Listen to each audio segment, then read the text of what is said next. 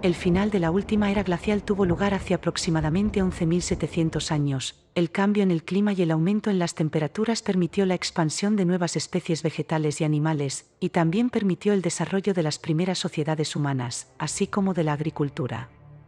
Verdes praderas surgieron donde antes solo había hielo, y la raza humana comenzó a expandirse desde el corazón de África hacia distintas regiones del planeta.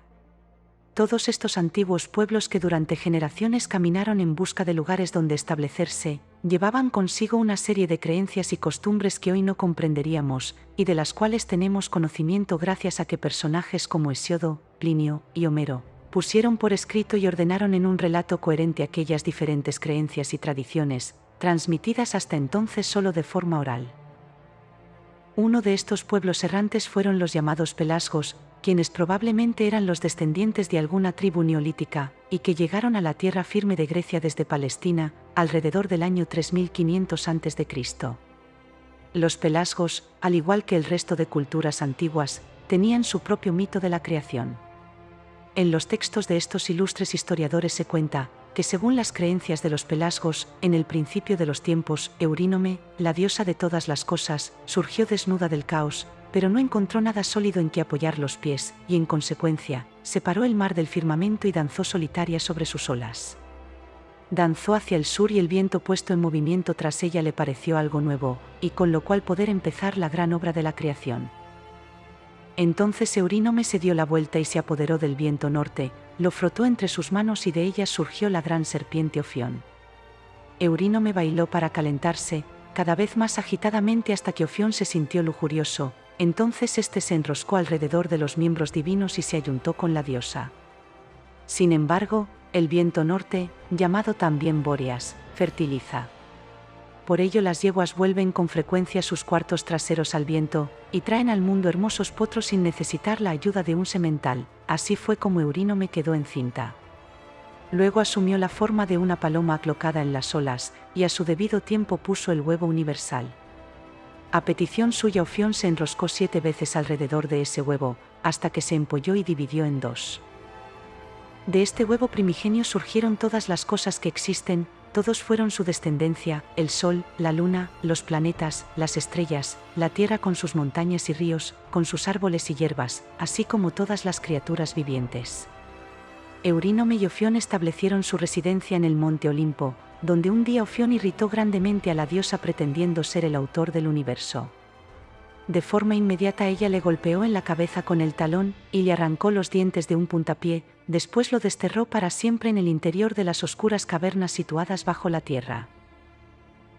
Con el transcurso de los siglos, otras civilizaciones emergerían con fuerza, tales como la cretense y la micénica, dando paso de esta forma a otras creencias, con diferentes dioses y sus propias convicciones y cultos. Las costumbres y doctrinas de los pelasgos convivieron con las de la nueva clase dominante, los helenos, durante mucho tiempo, pero estas últimas terminaron imponiéndose, creando un nuevo panteón celestial mucho más colorido y sofisticado, el cual incluía numerosas deidades relacionadas con los mares y los océanos que rodean el mundo. Las nuevas creencias predicaban que en el principio de todas las cosas, Gea, la madre tierra, emergió del caos y dio a luz a su hijo Urano mientras dormía. Contemplándola tiernamente desde las montañas, Urano derramó una fina y fértil lluvia sobre todas las hendiduras secretas de la madre tierra, y ésta produjo hierbas, flores y árboles, junto con los animales y las aves más adecuados para cada planta. La misma lluvia hizo que corrieran los ríos que llenaron de agua los lugares antes huecos, creando así los lagos y los mares. Más tarde, Gea, la madre tierra, engendró a Ponto por sí misma, sin mediar grato comercio, en palabras del propio Hesiodo. Ponto era la personificación del mar, el estéril piélagos de agitadas olas según las palabras del poeta, en clara alegoría del mar embravecido. En los textos homéricos aparece también su contraparte femenina, Talasa, la personificación del mar Mediterráneo. Con Talasa, Ponto fue padre de la gran multitud de criaturas que nadan entre las aguas saladas. Según se explica en la Teogonía de Hesiodo, Ponto también fue padre con Gea, de los formidables 5 Póntidas o hijos del mar. Gea alumbró al infalible y benévolo Nereo, al enorme Taumante, al arrogante Forcis, a Ceto de hermosas mejillas, y a Euribia, la que albergaba en su pecho un corazón de acero. De entre su prole, tanto Nereo como Forcis y Taumante eran conocidos como los ancianos del mar, en tanto que Forcis y Ceto fueron los progenitores de casi todos los monstruos marinos. Según Hesiodo, Ponto engendró con Gea al sincero y veraz Nereo, el mayor de sus hijos.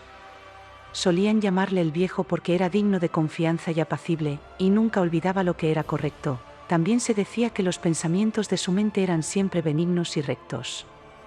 La teogonía también nos dice de este venerable anciano de los mares, que 50 adorables y divinas hijas nacieron de él. Estas 50 ninfas del agua salada son conocidas como las Nereidas. Nereo las engendró con Doris, la de hermosos cabellos, hija de Océano. También se dice que Poseidón era su yerno, pues estaba casado con Anfitrite, una de las 50 Nereidas. Otras versiones afirman que Nereo también fue padre, sin especificar la consorte, de otro dios marino menor llamado Glauco. Glauco era un humilde pescador que al mascar unas plantas mágicas cerca de Antedón, en la isla de Eubea, se transformó en inmortal y se metamorfoseó, de forma que su barba y su melena se volvieron de un verde oscuro, el cual simulaba el color de las algas marinas, y sus piernas se convirtieron en una cola enroscada como la de un enorme pez. No pudiendo permanecer más tiempo en la tierra, se sumergió en el mar, donde fue recibido por las divinidades marinas. Allí Océano y Tetis le purificaron de su naturaleza humana, recitando canciones mágicas y bañándolo en distintas corrientes marinas. Forcis, hermano de Nereo, también era un dios marino primordial igualmente denominado como anciano del mar, y por ello se le dedicó un puerto en Ítaca, como poderoso dios que posee el total dominio sobre los mares. Forcis era representado como un tritón con cola de pez, y con patas delanteras en forma de pinzas de cangrejo de piel roja. Forcis, con su hermana Ceto, fue el padre de numerosos monstruos marinos de horrible aspecto. Forcis y Ceto también engendraron hijas, llamadas conjuntamente con el nombre de las Fórcides. Estas fueron las Grayas, Penfredo, la de bello peplo, y Enio, la de peplo azafranado, y las 3 gorgonas, Esteno, Euríale y la desventurada Medusa, aunque esta última era mortal. El viejo Taumante, o Taumas como algunos lo llaman, nombre que significa maravilla o milagro, también era un dios marino y anciano del mar.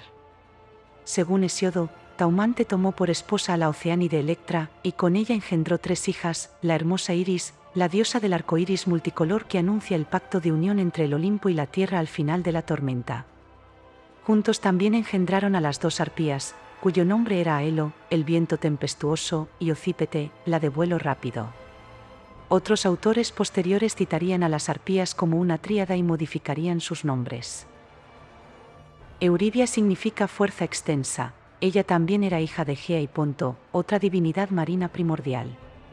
Se dice que fue la menor de entre sus hermanos, y además que albergaba en su pecho un corazón de acero. En los escritos antiguos también se narra su matrimonio y descendencia.